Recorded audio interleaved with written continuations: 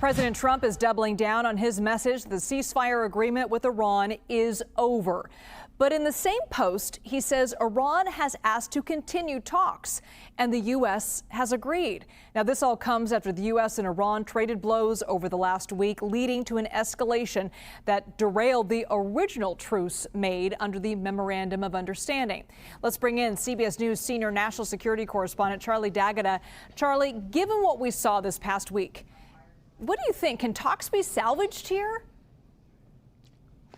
Liz, it doesn't look good, right? When you hear the president say the ceasefire is off, and even the Iranians are saying we're going to strike back. We saw this ferocious fighting that we haven't really seen since the MOU is put into place, Memorandum of Understanding, and the ceasefire is put in place several weeks ago. So that to one side, it has been quiet for the past 24, 48 hours, which shows that they can hold fire. And there are a couple reasons for optimism. First of all, Foreign Minister Arakchi is headed to Amman over the weekend for talks. So that is progress. The fact that they're not fighting each other, that is progress. But I think we also have to remember that one of the central bones of contention to this conflict is the Strait of Hormuz. But it's also something that they both have in common. Both sides need to see that strait opened. It's been hurting Iran and the global economy as much as it's been hurting the United States. But Iran started this new round of fighting by opening fire on 3 commercial vessels a few days ago, and that's what sparked this massive retaliation. And that's not an exaggeration. There are 170 targets that were hit by the U.S. military against Iran. And when you say 170 targets, we're talking about multiple strikes per target. Then the Iranians responded by firing 10 ballistic missiles into Jordan. They were all intercepted, Kuwait, Bahrain. So that to one side, if we have a pause in fighting, it enables the conversations, the diplomatic conversations to take place. And honestly, in a cynical way, this is something that we've seen in the past where the two sides will re-engage in conflict. The United States obviously has much more firepower than Iran, and they can put more pressure on Iran. So normally what we see is these tremendous salvos of attacks, and then the Iranians coming back to the negotiating table. So there is reason to hope, but at the same time, it does feel like we're on a bit of a hamster wheel here of fighting, negotiations, fighting, negotiations. Hopefully there will be a breakthrough. But I can tell you from the military personnel that we've been speaking to, including this morning, they are ready to return not just to what we saw in the past couple of days, but to full combat. And the Iranians say they're ready for that too. There's another kind of aspect to all of this, Charlie. The Wall Street Journal reports that Iran has hatched a fresh plot to kill President Trump. They say that's coming directly from Israel.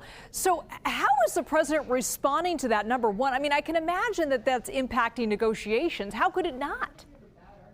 Oh, well, of course, right? If you've got a target on your head, and the Iranians have made clear that they want to assassinate President Trump. This is something that goes back to 2020, when President Trump ordered the killing of Qasem Soleimani, which is a huge deal. I mean, we may not remember it now, but this is in charge of Al-Quds, certainly one of the most powerful people, not just in Iran, but further from Iran, in inspiring these Iranian-backed groups throughout the Middle East, including Iraq. So I remember when that happened. I was absolutely shocked. So the Iranians essentially said it was open season on President Trump anyway. Now, in terms of this new plot, we've been trying to drill down into that, speaking to his Israeli contacts, my own military intelligence community. It doesn't seem to be a fully formed plot, or if it was, it wasn't shared even with the president. His reaction, you say? He claimed he left instructions to bomb Iran, I'm quoting him here, at levels that they've never seen before. This is in a conversation that he had with the New York Post. And he said, look, I've been on their list for a long time, and that's what we're dealing with. But he says, I've left instructions. If anything happens, just literally bomb them at levels they've never seen before. So something the president is taking seriously. And although there is rhetoric on both sides, I can tell you that the Secret Service is taking it seriously. You know, we recall a couple of days ago when we had new Air Force One supplied by the Qataris that flew into Turkey, and then it was decided, partly for security measures, that old Air Force One would take the president back. And it's worth mentioning that Turkey is well within Iran's reach of munitions. So when you have those kind of threats against the president, and the president, who has already been targeted in the past, and Iran fully capable of trying to at least attempt or reach the president either by themselves or through proxies. This is something that they're going to take seriously. So all of this is coming together. The ceasefire, whether President Trump declares it or not, the fact that they're not firing, it is a de facto ceasefire until hostilities start again. And this is the kind of rotation that we're into. There is hope. They both need to open up that Strait of Hormuz.